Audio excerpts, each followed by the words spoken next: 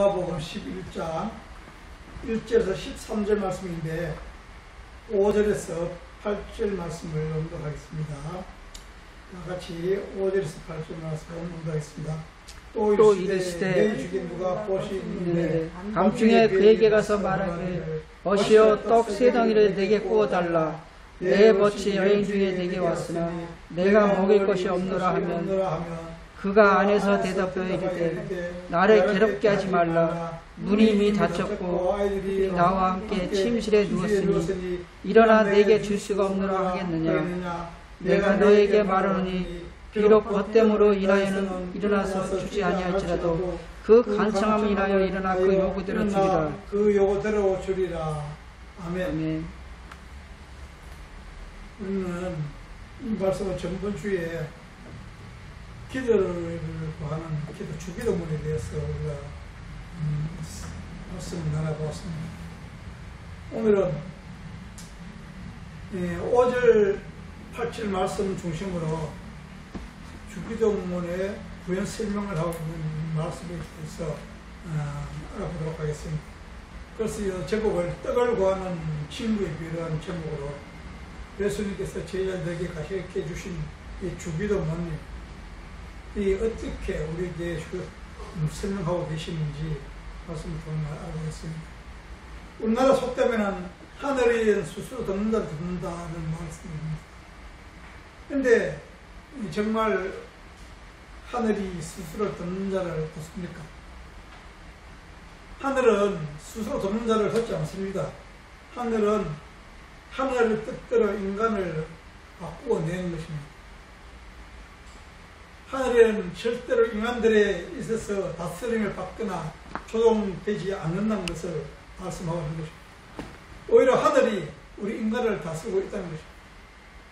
그리고 지성이면 감천을 하는 이 나라의 속담이 있습니다. 여러분, 하나님은 성도들의 기도의 양이나 기도의 제사나 자세나 기도의 끈기나 기도의 정성을 통해서 하나님께서 우리의 기도에 응답해 주시지 않는다는 거죠. 하나님은 오히려 성도들의 기도를 하나님 뜻대로 뜻을 바꾸어서 하나님의 우리에게 응답해 주시는 것입니다. 우리가 많은 것을 하나님께 구하지만은 우리의 뜻을 하나님께서 바꾸어서 생각과 마음을 바꾸어서 그것을 통해서 하나님의 뜻을 이루어 가신다는 것입니다. 우리의 요구한 데서 의해진 것이 아니라 우리의 기도를 하나님 뜻대로 바꾸어서 하나님의 계획하신 속에 우리를 인도해 가신다는 것입니다. 그러면서 이 마태복음의 주기도 앞에 이렇게 말씀이 있습니다. 마태복음의 주기도 앞에 한번 보겠습니다. 6장 7절 8절을 다시 보겠습니다.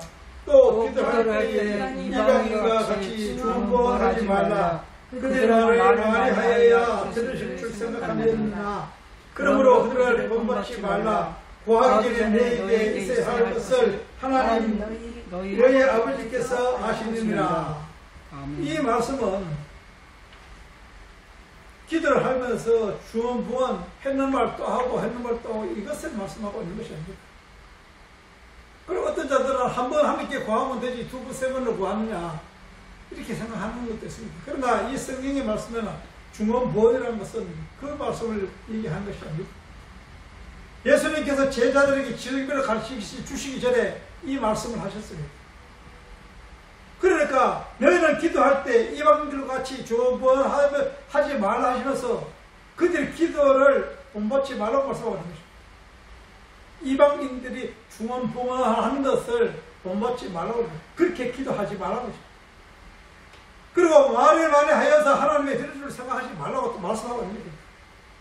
예수님께서 제자들에게 그렇게 가르쳐 주신 것이 이것을 중원부원하지 말고 주기도문을 바로 하라고 이렇게 가르쳐 주신 것입니다. 여기서 중원부원이라는 것은 우리가 인간들이 단어로 생각하는 했는 말도 하고 좀 전에 얘기했지만 반복적으로 이렇게 사는 것을 얘기하는 것입니다. 성경은 반복적으로 우리에게 설명하고 있는 것입니다. 우리가 그러면서 하나님의 구할 것을 또 반복적으로 또 구하고 이렇게 우리는 복음도 마찬가지인 것입니다. 창세기의 복음, 계시까지 그 복음을, 구원의 복음을 자꾸 그 반복적으로 여러 가지 방향으로, 여러 환경적인 쪽으로, 환경적으로 여러 가지 방법으로 우리에게 설명하고 있는 게 이 성경 말씀인 것입니다. 그러니까 이것은 중앙보호라는 것은 그렇게 해석하면 이 성경 말씀과는 맞지 않다는 것입니다. 그러니까 이 말씀은 하나님께 무엇을 구하여야 하는지 올바르게 깨달지 못하고 이방인들처럼 중언부언해서 하나님께 기도하지 말라는 것입니다. 그렇게 하시면서 예수님께서 제자들에게 주기도문을 가르쳐 주신 것입니다. 잘못 알고 있는 거예요. 이방인들처럼 잘못 알고 구하는 그 기도, 그것을 중언부언이라고 하는 것입니다. 그러니까 우리가 구할 것이 무엇인가 확실히 알고 구하라는 것입니다. 그러니까 썩어져 없어질 것을 구하는 저 이방들처럼 본받지 말고 너희는 주기도문에 무엇을 말씀하는지 올바르게 깨달아 알고 그리고 하나님께 합당한 기도를 드리라고 말씀하고 있는 것입니다. 예수님께서 제자들에게 기도를 같이 이루는 것이 그것을 말씀하고 있는 것입니다.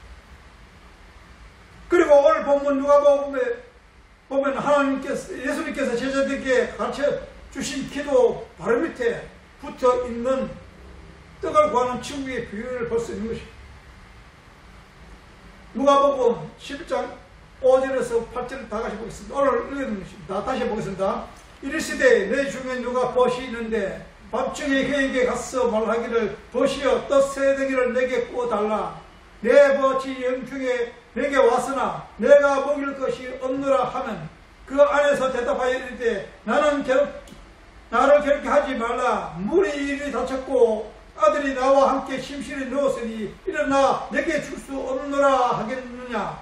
내가 네게 말하노니 비록 벗 때문에 인하여서는 일어나 주지 아니할지라도 그 간청함을 인하여 일어나 그 요구대로 주리라. 이 말씀은 하나님 예수님께서 제자들에게 가르쳐 주신 주기도문 바로 밑에 있는 것이고, 그래서 이 떡을 구하는 친구의 비유는 주기도문의 부연 설명을 하고 있는 것입니다.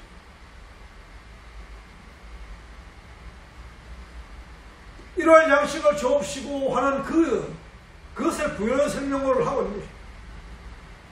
그래서 떡을 구하는 친구의 비유라고 하는 것입니다. 예수님께서 제자들에게 가르쳐 주신 주기도문 한가운데는 떡을 구하는 기도. 그 구원의 주기도문을 뭐라고 했습니까? 예수님께서 떡에서 구하신 그 1월 양식으로 오셨어. 그리고 5항, 6항, 7항을 완전시켜서 회복시켜서 1항, 2항, 3항을 완전시키는 것을 말씀하는 것이죠. 그래도 여기서 우리가 간청이라는 이 단어 문자 하나 때문에 이 주기도문을 완전 해석을 잘못했어. 인간들이 하나님께 간곡히 기도하고 열심히 무엇을 하면 얻어낸다는 거예요. 내가 밥을 굶어가면서 하나님께 간청 기도를 하게 간절히 기도하면 하나님의 보좌가 흔들려서 지성이면 간청이라고 하나님이 우리의 기도를 응답해 주셨다는 이런 해석을 하고 있는 거예요. 그런 해석을 함으로 해서 이 주기도문이 왜곡되고 있다는 것을 우리는 알 수가 있는 거죠. 하나님께서 귀찮을 정도로 우리가 기도하면 그것을 응답해 주신다고 생각하십니까? 그렇게 되면 하나님의 창세 전에 계획했던 그 계획이 우리의 기도, 우리의 간청 기도로 인해서 변경이 되고 바뀌게 된다는 거죠. 그러면 하나님이 계획하신, 전지전능하신 하나님이 우리의 기도에 인해서 그것이 바뀔 수 있다 그러면 전지전능한 하나님이 아니신 것입니다. 수시로 하나님의 계획이 바뀌어야 되고 수많은 사람들이 기도하는 때마다 그것이 변형이 되고 바뀌고 그런 구원에 이르는 목적을 얻어가겠습니까? 그러니까 우리가 생각할 때 전지전능하신 하나님께서 창세전에 계획했던 것은 절대로 바뀌지 않는다는 것입니다. 우리를 바꾸어서 하나님의 사람으로 자들로 바꾸어서 하나님을 알아가는 자들로 바꾸어서 하나님의 계획하신 대로 그것을 이루어 가신다는 것입니다. 그러니까 우리는 한낱 예수 그리스도를 우리의 해결사로 전락시켜서는 참 위험한 것입니다. 내 기도를 들어줘야 된다면 이런 우리의 문제를 해결해 줘야 된다는 이런 해석을 하는 것이 아주 위험스러운 것입니다. 여러분 오늘 본문에 어디에서 친구가 끈질게 요구했다는 말씀이 있습니까? 그냥 딱 있어 한번 물어본 것으로 친구의 요구는 끝이 납니다. 그리고 예수님께서 떡 세 덩이를 요청한 친구가 잠자리에서 일어나서 떡을 주었는지 안 주었는지도 기록하고 있지 않습니다. 말씀하고 있지 않다는 것입니다. 그러니까 예수님께서 그냥 질문 하나 던지시고 그 제자들에게 그 질문을 출연해서 주기도문을 만들어서 제자들에게 준 것입니다. 그럼에도 불구하고 이 비유가 간청이라는 이 기대의 능력이라는 이 제목으로 바뀌어서 둔갑을 해서 하나님께 땡깡을 부려서 하나님께 끈질게 기도하면 하나님이 귀찮아서 길을 두신다. 그래서 금식을 하고 오만 것을 합니다. 자해도 하고 이것은 기독교가 아닌 것입니다. 불교입니다. 자기 몸을 자해하고 금식을 하고 땡깡을 부리가면서 끈질기게 목숨 걸고 하나님께 나아가는 그 어리석은 그런 신앙생활은 해서는 안 되는 것입니다. 이것이 뭐라고 합니까? 인간의 이명과 구원을 이루기 위해서 하나님과 전율하는 것입니다. 하나님께 되어드는 것입니다. 기독교는 인간에 의해서 인간이 만들어내는 참는 그런 식의 종교가 아닌 것입니다. 모든 종교는 인간으로 인해서 만들어지는 종교지만 기독교는 하늘에서부터 하나님으로부터 우리에게 오는 종교라는 것입니다. 그것이 다른 것입니다. 그렇다면 우리가 여기에서 담고 있는 진정한 메시지가 무엇인지 우리는 알아야 됩니다. 이 비유에서는 어떤 의미가 들었는지 우리가 살펴봐야겠습니다. 떡을 구하는 친구의 비유는 예수님께서 제자들에게 가르쳐 주신 주기도문 발 밑에 붙어 있는 것으로 우리는 주기도문의 연관 관계가 있다는 것을 우리는 깨닫고 우리는 이 말씀에 들어가야 됩니다. 그러면 이 떡을 구하는 친구의 비유의 말씀에는 아주 중요한 것이 하나 있습니다. 떡을 구하는 세 친구의 비유가 주기도문 발에 붙어 있는데 유대인들의 날씨, 그 당시에 날씨는 무척 더워서 주로 밤에 여행을 다녔습니다. 그리고 그 당시에는 식당과 여관이 없었기 때문에 그 시대에는 밤늦게 그 목적지에 도착해서 숙소에 도착해서 그 숙소에서 식사를 제공받고 했는 것입니다. 늦은 밤에 찾아온 친구가 잠자고 있는 친구에게 떡을 달라고 했습니다. 그런데 그 시내에 있는 친구에게는 떡이 없었습니다. 그래서 그날 떡을 굽는 친구 집에 떡을 구하러 갔던 것입니다. 그 당시에는 그 당시 지방의 사회적인 생활은 철저한 공동체 생활을 하고 있었습니다. 그래서 떡도 마을 사람들이 돌아가면서 한 집에서 굽고 있었는 것입니다. 그리고 온 그 마을 사람들이 다 같이 먹는 것입니다. 우리의 시족과 똑같은 것입니다. 우리나라도 대가족이 있을 때 보면 시족들이 모여 있으면 우리는 우리 동네 융가들만 모여 있어서 어느 집에 가서 밥을 달라고 해서 주는 것입니다. 그러니까 배가 고프면 당연히 달라고 할 수 있는 것입니다. 그런 것처럼 여기서도 이 사회 문화가 한 집에서 떡을 굽고 그리고 그 마을에 어떤 손님이 오면 그 집만의 손님이 아니라 그 마을의 모든 게 손님이었던 것입니다. 그리고 그 손님에게 무엇인가 잘못하게 되면 그 한 집에만의 웃음거리가 아니고 동네의 웃음거리가 되었던 것입니다. 그들에게는 이 친구의 개념이라는 것은 우리의 개념과는 완전히 그래서 틀린 것입니다. 누구나 어느 집에 가서 들어가서 먹고 싶으면 먹을 수 있는 것이고, 무엇을 할 수 있으면 할 수 있는 그런 환경이 있고, 그때는 그런 문화였습니다. 그래서 밤에 도착한 친구가 미안할 것 없이 전혀 알지 못하는 데서 떡을 달라 하는 것이고, 떡이 없으니까 떡을 굽는 집에 가서 떡을 달라 하는데도 밤중에 가는 데서도 미안하는 그런 일이 없었던 시대인 것입니다. 그런데 여행 중에 우리가 여기 밤에 찾아왔다는 것을 우리는 생각해 봐야 되는 것입니다. 니고데모가 예수님을 밤에 찾아온 것입니다. 그것은 뭡니까? 밤의 사람, 어둠의 사람입니다. 죄의 사람입니다. 죄의 사람이 생명의 떡을 구하는 것이 여기서 떡을 구하는 친구의 비유인 것입니다.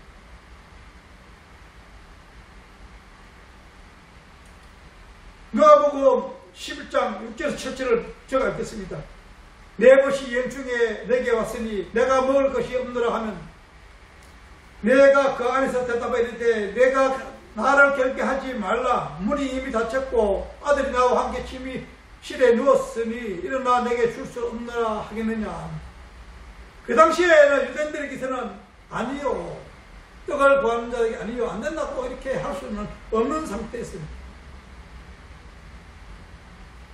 우리는 그 당연히 달라고 할 수 있는 것이고, 누구나 그것을 떡 끊는 주위에 굽던 집에서 그 동네 사람들에게 누구나 줄 수 있도록 되어 있었기 때문에 그런 것을 비유로 말씀하고, 예수님께서 비유로 말씀하고 있는 것입니다. 그러면 이 예수님께서 이것을 비유로 말씀하고 있는 것을 주기도문은 누구나 구할 수 있다는 것입니다. 미안해 할 필요도 없고, 밤중에 찾아가서 어느 때나 필요할 때에 그 떡을 구하라는 것입니다. 예수님께서는 떡을 구하는 비유의 말씀에서 주기도문을 그것을 말씀하고 있는, 설명하고 있는 것입니다. 주기도문에서 구하는 게 무엇입니까? 이를 양식이 누구라 했습니까? 생명의 양식, 영혼의 양식, 예수 그리스도를 구하라는 것입니다. 그리고 밑에 보면 뭐라고 나왔습니까? 떡을 구하는 자에게 돌을 주며 생선을 구하는 데 뱀을 주고 구하는 자에게 성령을 주시지 않겠느냐고 말씀하고 있는 것입니다. 그러니까 우리가 여기서 구하는 건 생명의 떡, 세등이, 성부, 성자, 성령 하나님을 구하는 것이고, 그것을 우리는 시도 때도 없이 아무 때나 구할 수 있다는 것을 성령하는 예수님께서 말씀하고 있는 것입니다. 누가복음 11장 8절에 내가 너에게 말하니 비록 법 때문에 인하여서 일어나서 주지 아니할지라도 그 간청함을 인하여 일어나 그 요대로 주리라 했습니다. 여기서 딱 한 번 나오는 이 강청이라는 단어인 것입니다. 이 단어가 무엇을 말씀하고 있는지 우리는 알아봐야 됩니다. 이 비유가 오해되는 것이 이 간청이라는 단어입니다. 이 간청이라는 단어는 아나데이아라는 단어입니다. 이 단어가 교부시대에 거쳐서 중대시대까지 돌아와서 이것이 간청함, 그리고 간절함 등으로 쓰였던 단어인 것입니다. 그전에는 전혀 다른 의미로 쓰였던 단어입니다. 유대시대나 유세푸스 책에는 유대 랍비들의 문헌이나 그리고 72년 등에 보면은 그 당시 아나데이아라는 단어는 의미는 뭐랍니까? 수치를 파하기 위함, 부끄러움을 당하지 않기 위함, 체면을 잃지 않기 위함으로 뜻으로 쓰였습니다. 그런데 이것이 성경이 번역되고 자꾸 이렇게 넘어오면서 이것이 이 간청이라는 단어가 쓰였던 것입니다. 그러니까 라틴어에 보면은 번역에 보면은 처음으로 라틴어 번역본에서 처음으로 이 간청이라 쓰여져서 지금까지 온 것입니다. 여기서 보면 같은 번역에서도 끈질김을 번역하고 있는 것입니다.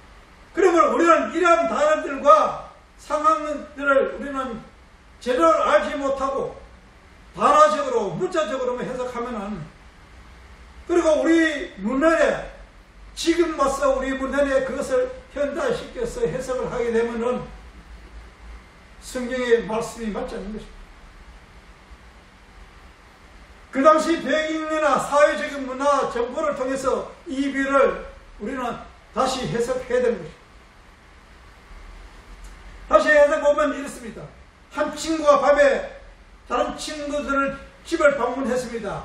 그 친구는 그 당시 집단적이며 공세적인 사회 문화 속에서 당연히 그 마을의 손님이었습니다. 그래서 방문을 받은 친구는 스스럼 없이 그날 마을 떡을 구했던 친구 집으로 떡을 가지러 갔습니다. 만일 그날 떡을 구운 친구가 귀찮아서 떡을 내어놓지 않았다면 그 친구는 물론이요 마을 전체가 수치와 창피를 당하게 될 것입니다. 이렇게 해석할 수가 있는 것입니다. 그러니까 그 당시에 유대인들에게 있어서는 자기의 수치, 마을의 수치, 이것은 친구 관계보다 더 치욕스러운 것입니다. 그래서 소중한 친구 사이라 해도 당연히 내어놓아야 할 떡을 귀찮아서 내어놓지 않을 수가 없다는 것입니다. 자연스럽게 내어주는 것입니다. 수치스러움을 당하지 않기 위해서입니다. 그러니까 절대로 이 떡을 내어주지 않을 수가 없던 것을 여기서 말씀하고 있는 것입니다. 그래서 새 친구와 떡 세 덩이의 비유는 절대 거부할 수 없다는 것을 예수님께서 부여 설명하고 있는 것입니다. 그러니까 이 비유는 뭡니까? 비유의 말씀은 땡깡을 부리며 끈질게 기도하며 들어주신다는 참 유치스러운 비유의 말씀이 아니라는 것입니다. 근데 예수님께서는 제자들에게 이렇게 말씀하고 있습니다.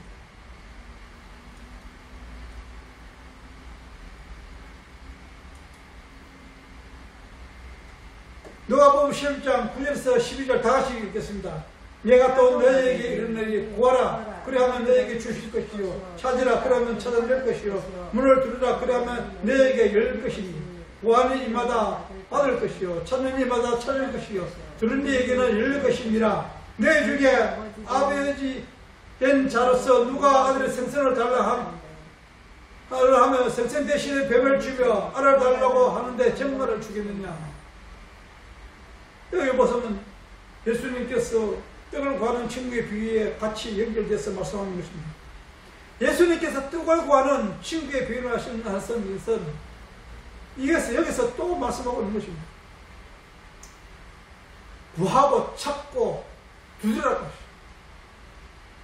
무엇을 예수님께서 제들에게 무엇을 구하고 무엇을 찾고 무엇을 두드리라고 말씀하고 있습니다. 떡을 구하는 비유의 말씀의 밑에서 여기서 말씀하고 있는 무엇을 구하는 떡을 구하라.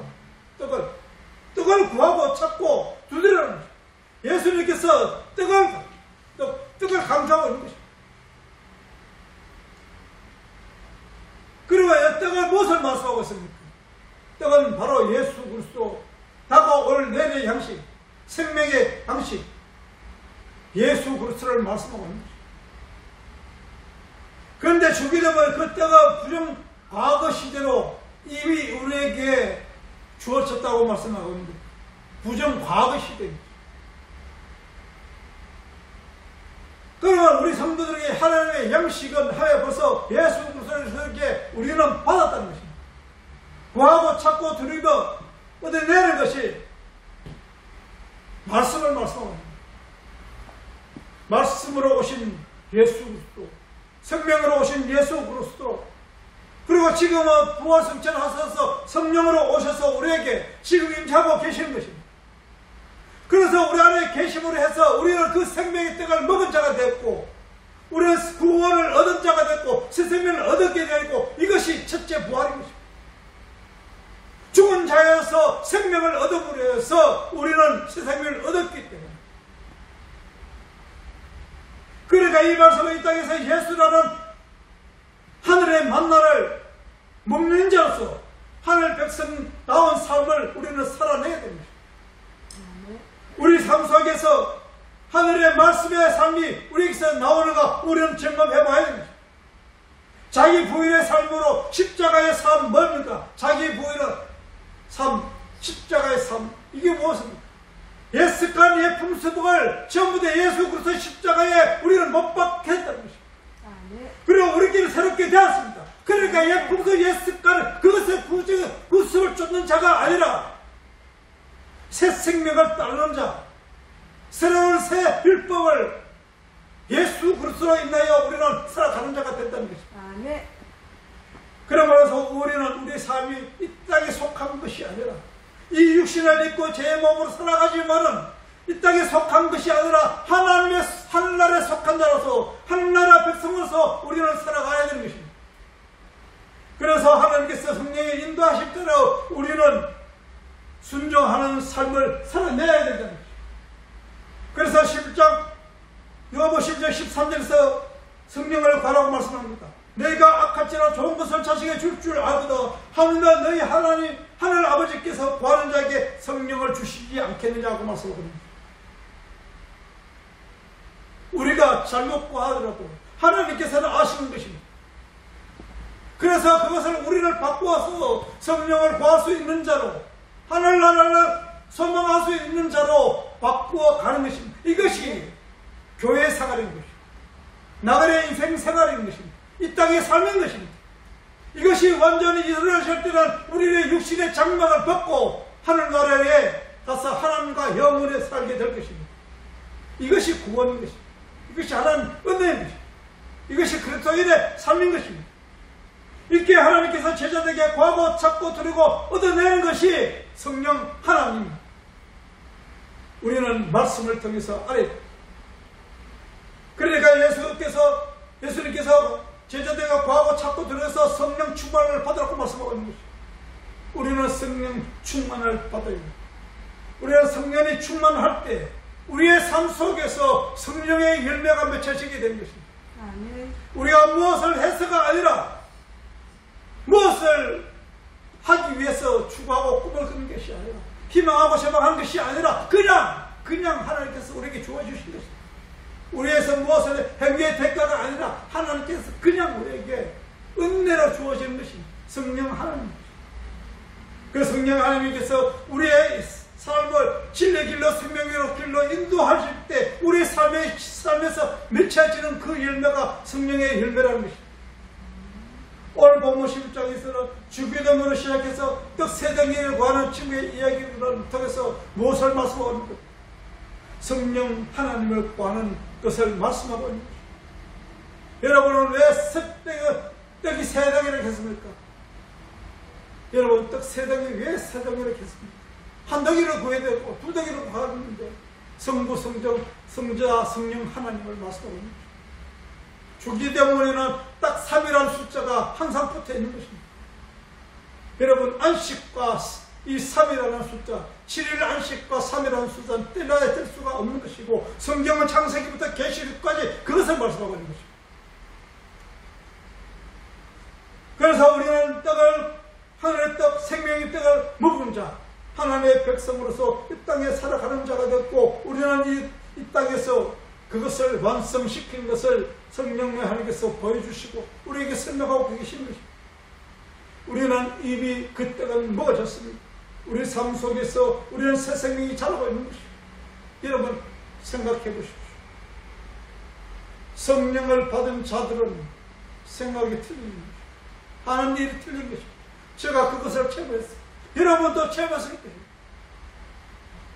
옛 풍속 하나님이 싫어하는 모든 것을 버리게 되고 내가 인간의 지식이 있던 것을 하나님께서 싹 쓸어버리니까 아무 생각 없이 멍청하게 되더라고요.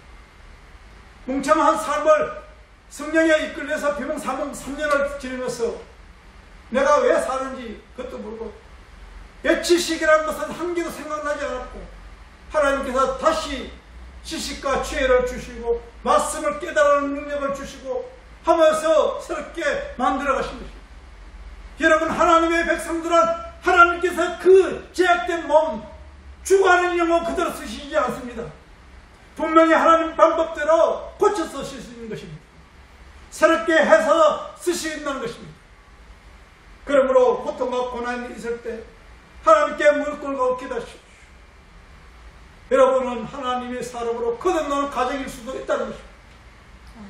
우리에게 어떤 고난이 질병이 있을지라도 그것은 하나님께서 바로 하나님의 사람으로 온전히 세워 가시기 위해서 그것이 따를 수밖에 없는 것입니다. 여러분 생각해 보십시오. 사과가 썩어진 곳이 있는데 그것을 오래내지 못하면 그 사과는 완전히 썩어져 먹을 수가 없는 것입니다. 우리의 삶 속에 오래내야 할 죽어가는 그 부분, 풍속, 습관, 생활 이것이 전부 다 하나님께서 오래내신 것입니다. 오래내기 위해서는 고통과 고난이 있다는 게 내는 것입니다. 참고 견디십시오. 그리고 하나님께 기도하십시오. 하나님께 나아가십시오. 그때 하나님께서 새롭게 해주신다는 것입니다. 그것이 주기도문에서 가르쳐 주신 하나님의 복음인 것입니다. 그래 우리의 형편에 따라서 우리에서 뭐가 일어나는 일들에 대해서 평가하지 마십시오. 주님만 바라보십시오. 그리고 주님께서 모든 것을 우리의 삶을 진리 길로 생명에 인도하여 가실 것입니다. 그러므로 우리는 오직 주기도문을 암송할 예수 그리스도를 구하는 저와 여러분이 되시기를 주님의 이름으로 축원합니다. 아멘. 기도하겠습니다.